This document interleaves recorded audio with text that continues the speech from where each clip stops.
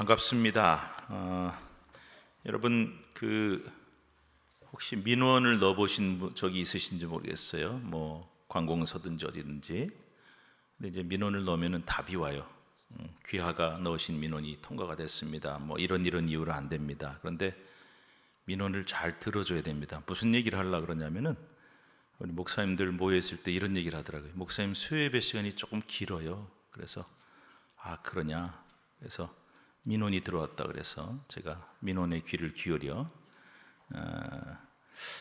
솔직히 말씀드린 그래요. 제가 수요일에 이렇게 강의를 하다 보니까 좀 길어졌습니다. 그런데 욕심이 있었나 봐요. 이렇게 조금이라도 더 많이 배우고 공부하고 가르치고 그런 좋겠다. 그런데 아무래도 또 직장도 다녀오시고 다들 피곤하신데 길어지면 아무리 좋은 내용이라도 길면 별로예요. 그래서 시간을 좀 정하자 그랬습니다. 그래서 목사님들하고 결의를 했습니다.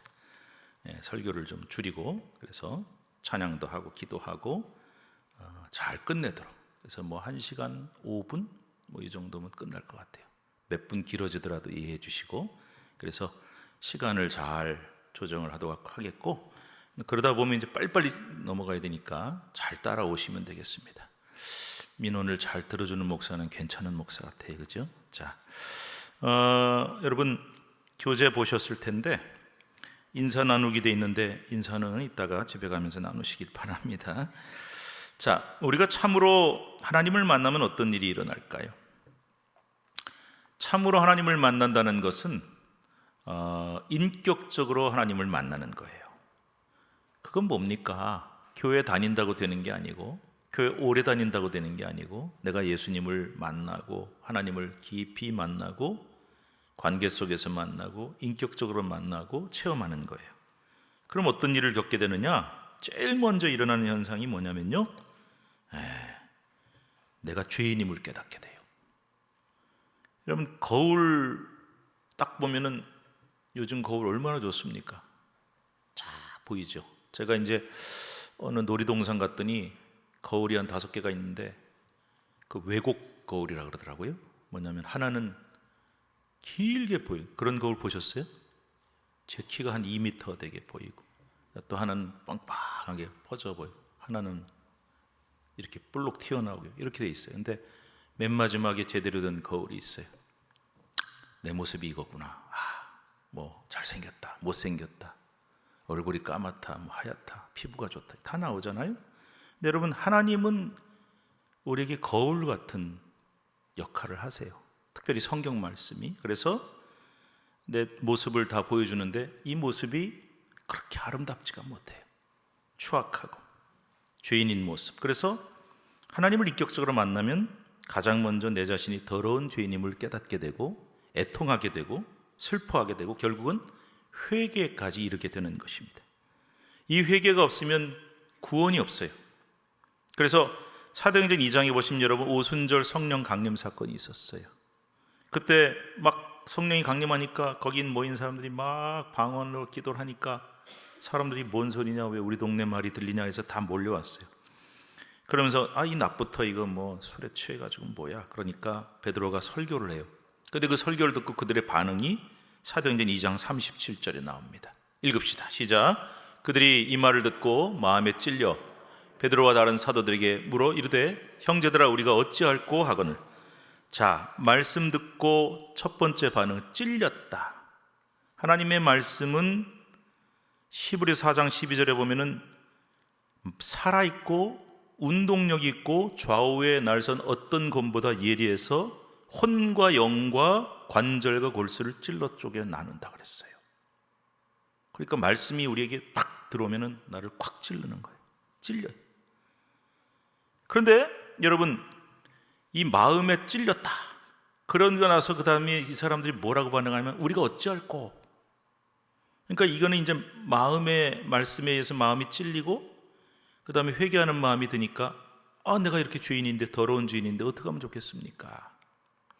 이 찔린다는 말이 원어에 보면은 그냥 살짝 이렇게 콱 찔리는 게 아니에요. 몸에 그냥 콱 박혀서 관통한다는 뜻을 갖고 있어요. 그러니까 하나님의 말씀이 검처럼 예리해서 내 마음속에 들어오면 내 심령을 콱 찔러서 관통해 버리는 거예요. 말씀이 들어오면 더러운 죄로 죽었던 내 양심이 다시 살아나면서 찔림을 갖게 돼요. 그래서 여러분, 말씀 듣다가 찔린다 그러면 굉장히 좋은 반응. 근데 말씀 듣다가 이거는 남의 얘기다. 그래서 제가 가끔 드는 얘기 있죠. 이건 우리 며느리가 들어야 되는 얘기인데, 이건 우리 시어머니가 꼭 들어야 되는데, 이러면 안 된다 그랬고, 또 하나, 저는 그런 분도 봤어요. 목사님, 저보고 얘기하신 거죠. 저한테 설교하신 거죠. 그래서 제가 참 훌륭하시다 그랬어요. 왜냐하면 본인한테 얘기한 줄을 아는 것은 훌륭해요. 근데 왜 저한테 얘기하세요 하고 따지는 거는 그건 아니고요. 나한테 주시는 말씀이구나. 찔렸어요. 그래서 말씀이 들어오면 더러운 죄로 죽었던 내 양심이 다시 살아나 찔리게 되죠. 그래서 여러분, 말씀을 통해 하나님을 제대로 인격적으로 만나면 찔리고 죄에 대한 통회의 마음이 생기고, 그 다음에 이제 회개가 일어나는 게 당연해요. 1907년 우리나라에 평양 대부흥 운동이 일어났습니다. 평양 장대현 교회라는 곳에서 사경회를 하고 있었어요. 사경회는 말씀을 계속 듣는 거예요. 그런데 여러분 회개하시오 그 부흥회 하듯이 그렇게 안 했어요. 그냥 말씀. 근데 갑자기 회개 운동이 불일듯이 일어나는 거예요. 그래서 사경회 때 하나님 말씀을 듣던 선교사와 우리나라 목사님들 설교를 듣던 성도들이 그 말씀에 자신의 심령이 격하게 찔리는 것을 경험하지요. 그리고 회개하라고 시키지도 않았는데 너나 할 것 없이 하나님 앞에 엎드려서 하나님이 더럽고 추악한 죄를 어찌하면 좋겠습니까? 아까 우리가 어찌할 거 그랬잖아요. 외치면서 막 몸부림치면서 부르짖어요. 근데 누가 먼저 그랬냐? 선교사들, 해외 외국 선교사님들. 이분들이 하나님, 제가요 조선인들을 깔보고 우월감에 젖어서 선교했습니다. 그런 거 있잖아요. 선교사님이 탁 들어갔는데 이 미개한 사람들 어떻게 참 구원할까? 이건 깔보는 거, 우월감이. 그 이제 하나님 앞에 회개해요. 그러니까 길선주 장로님 나중에 목사님 되셨지만은 저는 친구의 돈을 떼먹은 적이 있습니다.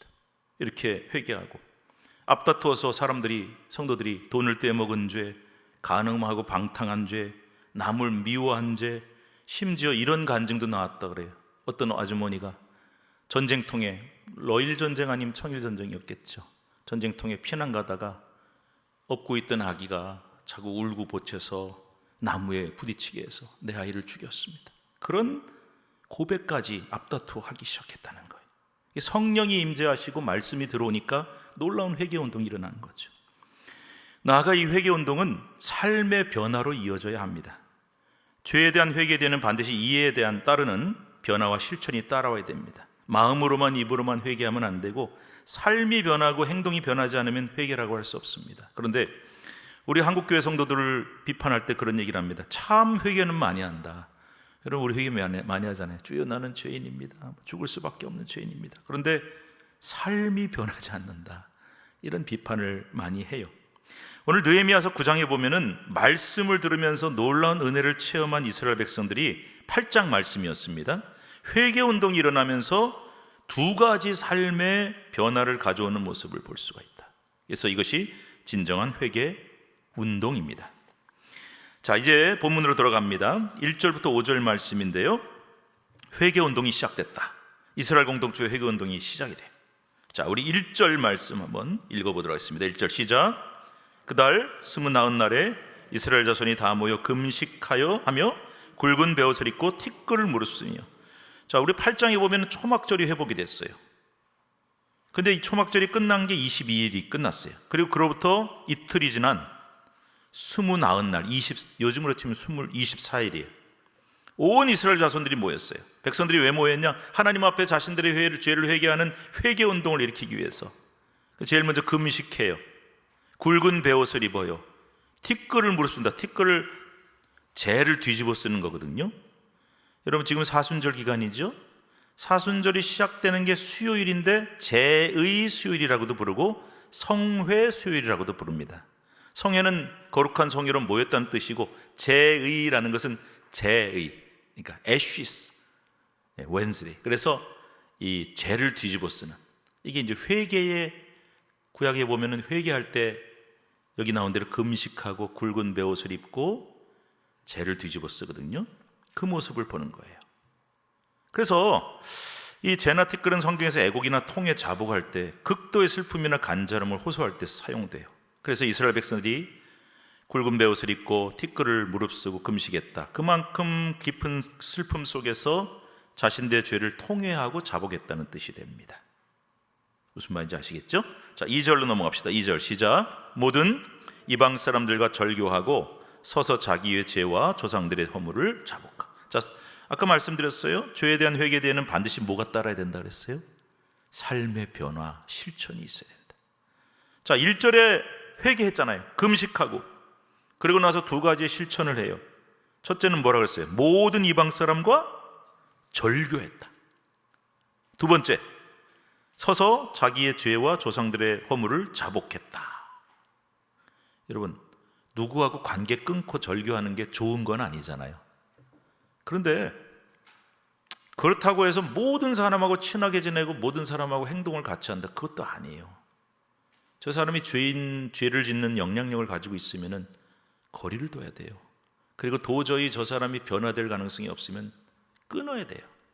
쉽지 않습니다, 인간관계를 끊는 것은. 그런데 그렇게까지 해가면서 이방 사람들과의 관계를 끊었어요.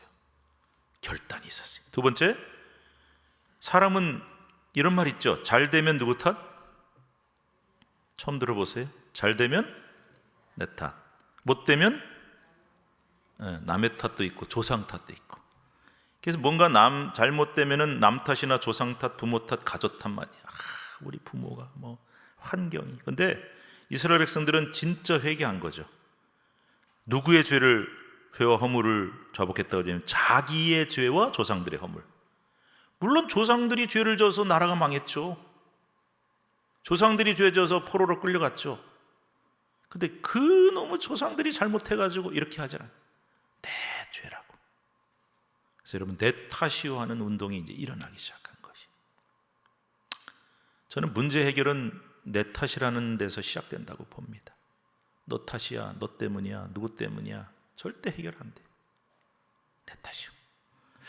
자, 3절로 넘어갑시다. 3절 읽어요. 시작. 이날에 낮 4분의 1은 그 제자리에 서서 그들의 하나님 여호와의 율법책을 낭독하고 낮 4분의 1은 죄를 자복하며 그들의 하나님 여호와께 경배하는데. 자, 낮 4분의 1이 뭐냐면요, 이스라엘 사람들은 우리 요즘처럼 뭐 6시, 7시 이렇게 안 했어요. 그래서 하루를 쪼개는데 이게 낮 4분의 1이면 3시간에 해당이 되고 오전 6시부터 9시 이렇게 되는데 율법책을 낭독을 해요. 한 3시간 동안 낭독을 하는데, 여러분 만약에 요즘 예배, 우리 주일 예배인데 3시간 동안 제가 성경만 읽어요.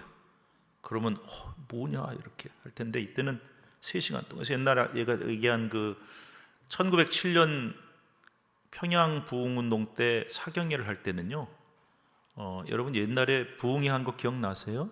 옛날에. 요즘 부흥회 보통 사흘 하죠. 근데 옛날에는 일주일 꼬박 했어요. 그래서 막 솥 들고 싸가지고 가서 쌀 들고 오고, 그래서 시골에서는 밥 해 먹으면서 교회에서 자면서 새벽에 기도하고 저녁에 4시간 5시간 말씀 듣고. 지금은 이제 참 그런 일을 찾아보기가 어렵습니다. 3시간 동안 말씀을 쭉 읽었어요. 근데 여기서 회개 운동이 시작돼요. 여러분, 회개는 말씀에서 시작돼서 말씀으로 계속되어야 합니다. 안 그러면 야, 나 회개했어. 회개하니까 속이 시원해.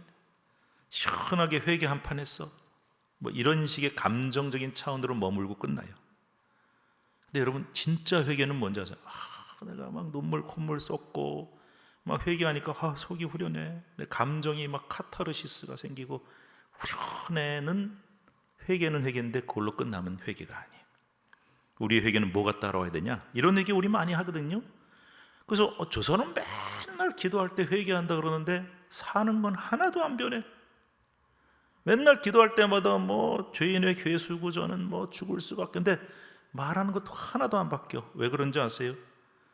감정으로 끝나서 그래요. 그래서 삶의 변화가 따라와야 된다. 그래서 낮에 4분의 1은 율법책 읽었고 낮에 4분의 1은 회개 자복하면서 하나님을 경배했다. 그래서 이 죄에 대한 자복은 결국 말씀을 들음에서 나온 것이다 하는 것이에요. 자, 4절 5절 이어서 읽겠습니다. 4절 5절 시작. 레위 사람 예수아와 바니와 간미엘과 스바냐와 분니와 세레비아와 바니와 그나니는 단에 올라서서 큰 소리로 그들의 하나님 여호와께 부르짖고 또 레위 사람 예수아와 간미엘과 바니와 하삼느야와 세레비아와 호디야와 스바냐와 브다히아는 이르기를 너희 무리는 마땅히 일어나 영원부터 영원까지 계신 너희 하나님 여호와를 송축할지어다. 주여 주의 영화로운 이름을 송축하올 것은 주의 이름이 존귀하여 모든 송축이나 찬양에서 뛰어남이다. 이름 어렵죠? 세레비아, 바니, 그나니 어렵습니다. 근데 이 사람들은 누구냐면요, 레위 사람들이에요. 그래서 율법을 낭독하려고 단을 세워놨어요. 요즘으로 치면 이렇게 강대상처럼. 그 위에 올라가서 큰 소리로 이 레위 사람들이 먼저 하나님의 부르짖고 회개를 시작하는 거예요. 아까 제가 그랬죠, 1907년 대부흥운동은 어디서 시작이 됐냐? 야, 우리 부흥운동 합시다. 아니야. 머리띠 질끈 아니에요. 말씀을 전하다가 미국이나 뭐 캐나다나 이런 서구에서 온 선교사님들이 막 금발머리에 갈색 눈을 가진 이런 분들이 설교를 막 하다가 먼저 회개한 거예요. 설교하다가 찔린 거예요. 자기 설교를 하다가 자기가 찔린 거예요. 왜냐하면 그건 하나님 말씀이니까. 그래서 제가 아까 그랬죠, 조선 사람들을 깔보고 얕잡아 봤습니다. 그러니까 거기서 이제 막 폭발이 일어난 거죠. 그래서 오늘날도 마찬가지로 지도자들이 먼저 회개하는 데서 온 백성과 성도들이 회개운동이 시작된다. 그래서 또 레위 사람들은 아까 뒤에 나오는 6절에 나온 사람들은 백성에게 일어나서 하나님을 송축하세요 이렇게 했어요. 그래서 회개하고 하나님을 찬양하고 송축하고 높여드리고, 그래서 먼저 하나님을 높여드리고 또 회개하고, 이렇게 이제 이 운동이, 회개운동과 이 부흥운동이 일어난 것이죠. 자, 이 속도로 하면 언제 38절 끝내겠습니까? 그래서 이제 본문을 다 읽기보다는 굉장히 긴 본문이어서, 자, 두 번째 큰 내용을 보면은 회개 기도의 내용이 6절부터 31절까지 나옵니다. 자, 성경 펴시기 바랍니다. 성경 있으시죠? 저 성경 안 갖고 왔는데요. 그러면 핸드폰도 좋은데 성경이 나는 지금 좀 있으면 좋겠어요 하는 분 손 들어보세요. 그럼 목사님들이 저 예배용 성경 갖다 드릴 테니까 필요하신 분 손 드세요. 자, 진행하겠습니다. 성경을 봐야 되기 때문에 6절부터 31절 보면은 6절부터 이제 이스라엘 백성들이 회개 기도를 한 내용이 나오거든요. 그 기도를 쭉 6절부터 31절까지 읽어보면은 이스라엘 역사 전체가 불순종과 배반의 역사가 있습니다 하고 고백해요. 결국 이스라엘 조상들의 죄와 백성들 자신의 죄 때문에 하나님 앞에 징계받았다고 고백해요. 그리고 그 죄를 회개하고 자복해요. 근데 여러분 보세요. 이 회개기도 가운데 제가 이제 얘기하면 눈으로 보셔야 돼요. 보세요. 꼭 그런가 벼 하지 마시고 보세요. 16절, 17절, 제가 지금부터 얘기하는 절은 어떤 표현이 나오냐면은 이스라엘의 죄와 불순종에 대한 언급이 계속 나와요. 눈으로 확인하세요. 16절 확인하셨어요? 17절, 18절, 26절, 28절, 29절, 34절, 35절, 37절. 지금 제가 불러드린 이 수많은 절에서 무슨 얘기를 합니까? 우리 조상들의 죄, 우리의 죄, 불순종 쫙 계속 얘기해요. 아니 무슨 기도에 6절부터 31절에 뭔 회개할 일이 그렇게 많고 죄가 그렇게 많이 나오냐? 얼마나 이스라엘 역사 전체가 죄와 불순종의 역사였는지를 금세 깨달을 수 있는 거예요. 이 회개기도 내용을 크게 네 가지의 내용으로 구분해 봅니다. 첫째, 6절부터 8절은 눈으로 보세요. 천지창조부터 하나님의 선택과 언약까지를 다루고 있어요. 6절부터 8절. 두 번째, 9절부터 21절은 출애굽과 광야 생활 속에서 불순종한 얘기가 나와요. 세 번째, 22절부터 26절은 가나안 정복과 불순종. 27절부터 31절 마지막은 사사시대 이후에 거듭되는 배신과 환난과 구원, 그러다 결국은 멸망했다. 보세요. 천지창조부터 이스라엘 멸망까지 쭉 하면서 나열하면서 죄의 역사, 불순종의 역사, 그 얘기를 하는 거예요. 설명은 잠깐 드립니다. 6절부터 8절은요 천지창조와 선택 언약까지 얘기인데, 하나님이 천지를 창조하셨어요? 이건 방법이 없어요. 집에 가셔서 한 번 더 읽어보셔야 돼요. 설명 먼저 들으시고, 그 다음에 아브라함을 선택하셨다. 그 다음에 언약을 맺으셨다. 그래서 6절은 천지창조, 눈으로 보세요. 확인할 수 있어요. 7절, 8절은 아브라함을 선택하시고 언약을 맺으셨다. 보이십니까? 제 얼굴에는 안 써 있잖아요. 성경 보이시죠? 예, 넘어갑시다. 두 번째 부분인 9절부터 21절은 출애굽과 광야 생활의 불순종. 자, 설명 들으면 눈으로는, 귀로는 설명 듣고 눈으로는 성경을 보세요. 9절부터 11절은 홍해 사건과 출애굽 사건. 보이십니까? 12절은 광야 인도. 13절, 14절은 율법을 주셨다. 보이시죠? 15절은 광야에서 양식과 물을 주시고 가나안 땅을 약속하셨다. 뭐 이렇게만 설명해도 다 보이실 거예요. 16절부터 21절은 이스라엘 조상들의 죄에 대한 언급이 본격적으로 나와요. 보세요. 광야 생활 때부터 교만하고 불순종하고 거역하고, 그래서 스스로 우두머리를 세워서 애굽 땅으로 돌아가려 했다고 돼 있어요. 민수기 14장에 나옵니다. 여러분 아시잖아요. 정탐꾼 12명을 세워서 보냈더니, 지난주에도 그 말씀 드렸잖아요. 여호수아 갈렙만 빼고 10명은 형편없는 땅이고 우리는 메뚜기 같고, 이 여호수아 갈렙은 우리가 능히 이기리라 하나님이 약속하셨으니까 칩시다. 10명은 안 됩니다. 싸우면 안 됩니다.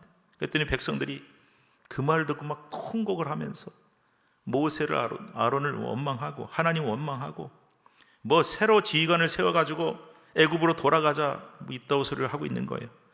그러니까 이 회개 기도를 하면서, 하나님, 광야 생활 중에서 이스라엘 백성이 최고로 불순종한 순간이 이때입니다 하고 지금 기도하는 거예요. 아시겠죠? 근데 여기 여러분, 이제 제가 얘기하는 걸 찾으셔야 돼요. 죄를 묘사하는 몇 가지 표현이 나와요. 이 행동과 자세는 오늘 우리에게도 죄에 대한 경계심을 일구어 줍니다. 16절 한번 보세요. 16절. 자, 교만 나와요? 교만 나오죠? 나오면 좀 나온다고 해주세요. 나오죠?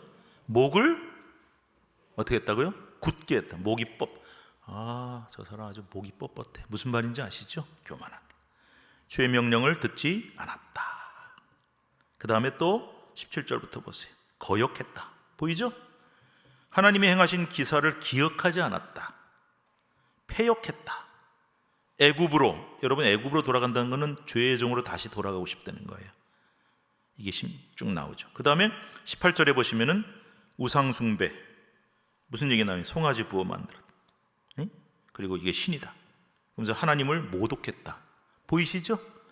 그러니까 제가 좀 빨리 진행을 하고 있지만 여러분은 잘 따라오셔야 되는데, 이 3절밖에 안 되는데 죄의 목록이 이렇게 많이 나와요.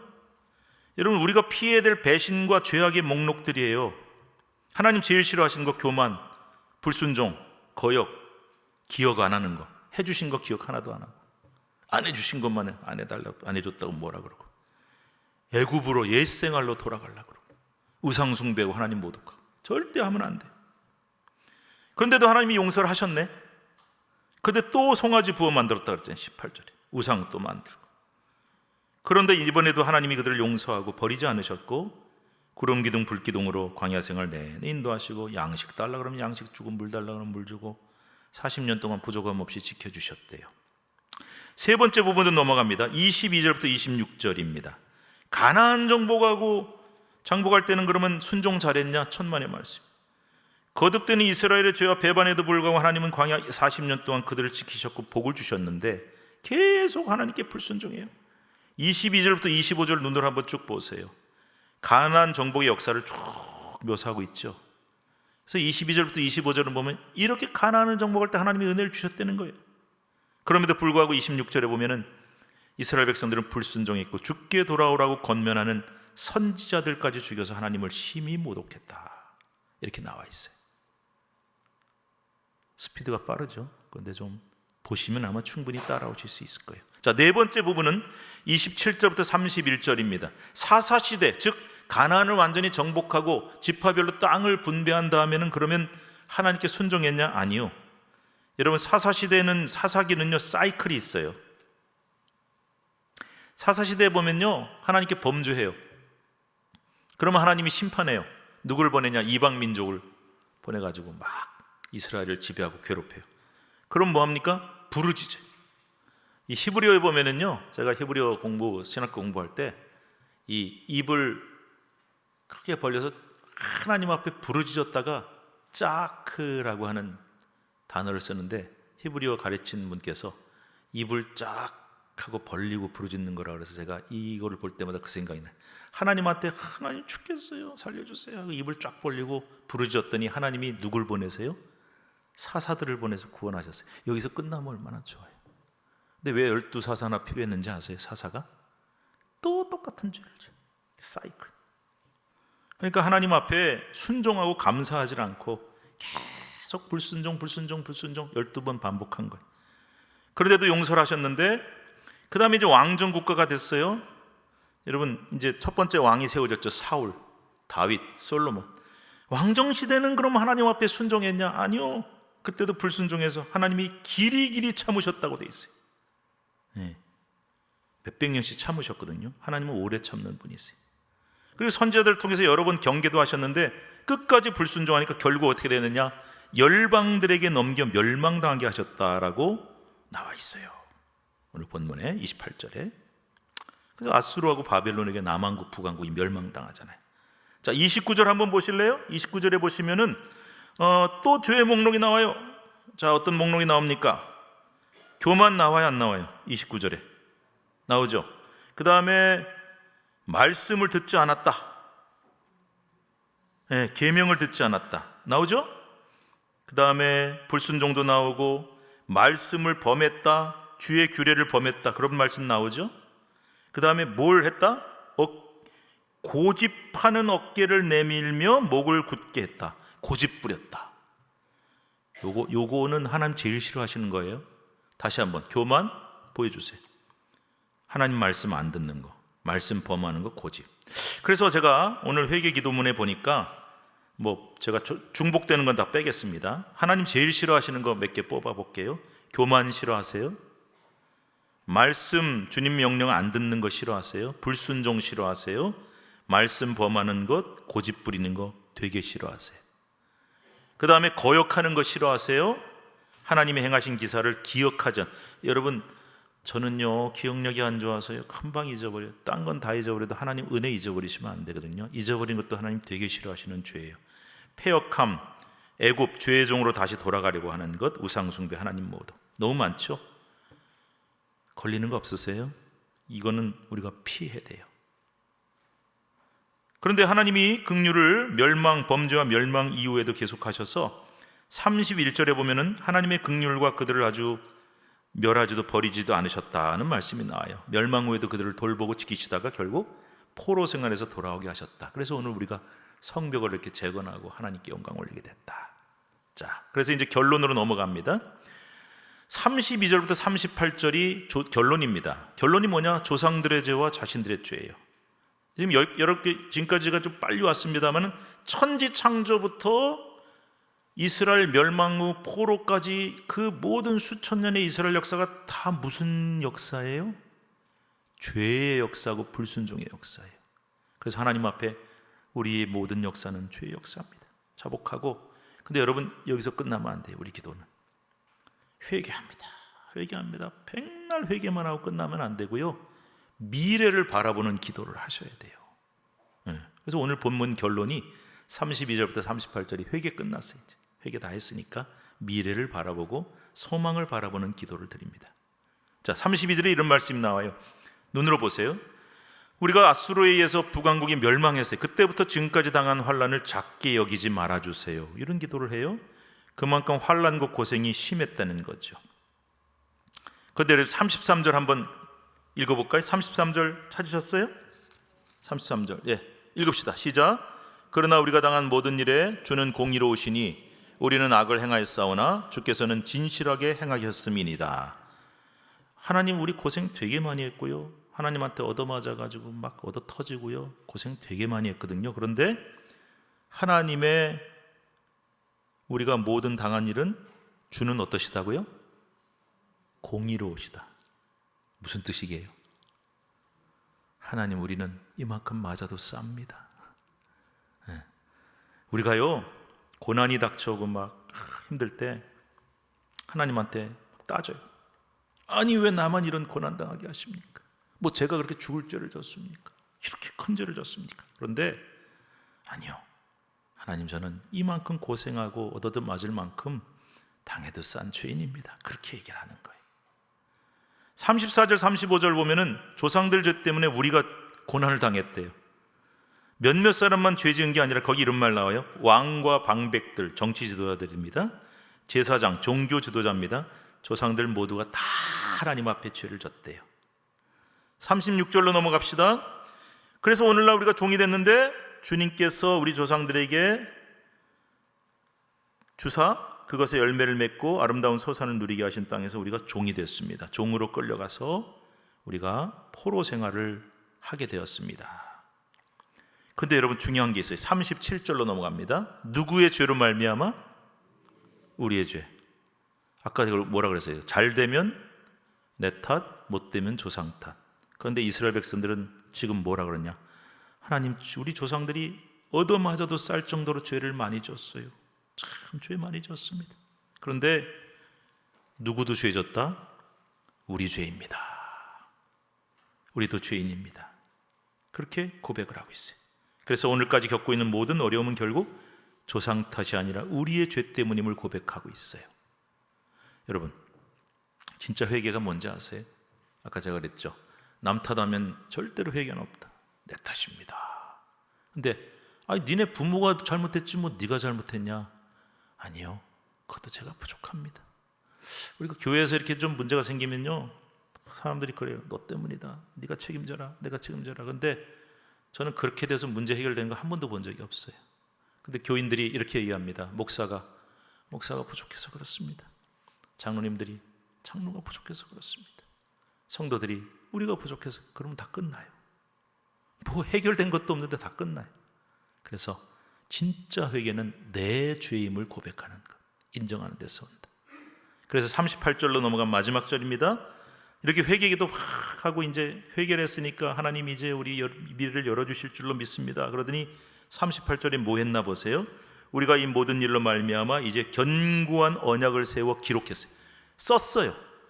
하나님하고 이런 약속합니다. 여러분, 이거 하세요. 내가 하나님 앞에 회개했어요. 그러면 와, 회개 한 판 하니까 속이 다 시원해, 후련해. 감사합니다 하나님. 그걸 끝내지 마시고 자기 죄의 목록을 한번 써보세요. 내가 이런 문제가 있고 이런 죄를 졌습니다. 쭉 쓰고 그 다음에 뭐 했어요? 기록한 다음에 우리의 방백들과 레위 사람들과 제사장들이 다 뭐 했대요? 인봉했다. 인봉이란 건요, 도장. 근데 그때 도장은 진흙에다가 글씨 새긴 다음에 구워서 도장을 만들었어요. 그걸 꾹 찍었어요. 왜요? 요즘으로 치면 서명한 거예요. 이게 뭐냐? 자, 우리 모든 백성이 죄를 졌습니다. 그래서 지도자들이 먼저 서명해요. 내 죄입니다. 그 다음에 방백들이 서명해. 내 죄입니다. 백성들이 서명해. 내 죄입니다. 다 하나님 앞에 다시는 철저하게 회개하고 다시는 같은 역사를 반복하지 않겠습니다. 엄히 다짐하고 보증했어요. 그래서 여러분, 10장에 보시면요, 와, 10장에 이름이 어마무시하게 많이 나오죠. 네, 되게 많이 나오죠. 벌써 이름이 이렇게 많이 나오면 막 긴장이 됩니다. 그런데 몇 명인지 세봤더니 84명이에요. 이 사람들은 뭔 사람들인지 아세요? 그 서명한 사람들 이름이에요. 사인한 사람 이름을 여기다 다 써놨어요. 왜 그랬게요? 우리는 책임지겠습니다. 요즘으로 치면 실명제. 우리가 하나님 앞에 회개합니다. 내 이름 딱 쓰고 회개하고 하나님 앞에 정신 차리고 똑바로 예수 믿고 똑바로 신앙생활 사인해서 이름 다 남긴 거예요. 실명제. 그래서 이 정도로 철저히 회개하니까 희망이 있고 새로운 일이 일어나는 거죠. 자, 맺는 말. 회개 운동으로 다시 시작합시다. 우리가 진심으로 회개하면 모든 죄가 용서받습니다. 아무리 큰 죄라도, 비록 세상의 법은 용서하지 않을지라도 하나님은 용서해 주십니다. 그러나 진심으로 회개한다는 말 속에는 심리적으로, 감정적으로 말로만 회개하는 것이 아니에요. 삶의 변화가 포함되어야 합니다. 그래서 이 이스라엘 백성들은 이방인들과 절교하고, 이제 뒤로 가보세요. 무슨 얘기 나오냐? 그동안 막 자폰을 해가지고 막 이방인 며느리도 데려오고 사위도 보고 막 정신없이 사는데 다 쫓아내고 끊어내고 그동안 못 지켰던 절기와 초막절을 지키면서 완전히 삶이 변화되니까 여기서 하나님의 역사가 일어나는 거예요. 여러분, 한국교회가 사는 방법이 무엇일까요? 우리 교회가 사는 방법이 무엇일까요? 성도가 사는 방법이 무엇일까요? 회개운동이 진정 다시 일어나야 할 줄로 믿습니다. 다른 어떤 운동보다도 전도도 하고 사회봉사도 해야 됩니다. 그러나 회개운동이 일어날 때 그것은 참다운 건강한 공동체가 될 수 있고 거기서부터 진정한 희망이 있고 다시 시작할 수 있습니다. 이 말씀으로 말씀을 맺겠습니다. 요즘 뭐 일이 좀 꼬여 어렵다. 요즘 참 심란해 힘들어. 왜 그러지?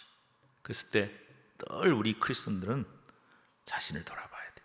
하나님, 내가 회개할 것이 없는지, 내가 원인 제공하지 않았는지. 그래서 하나님 앞에 나부터 무엇이 문제인지를 깨닫고, 여러분 회개할 때는요, 우리가 회개합니다 이러시면 안 돼. 실명제를 쓰셔야 돼요.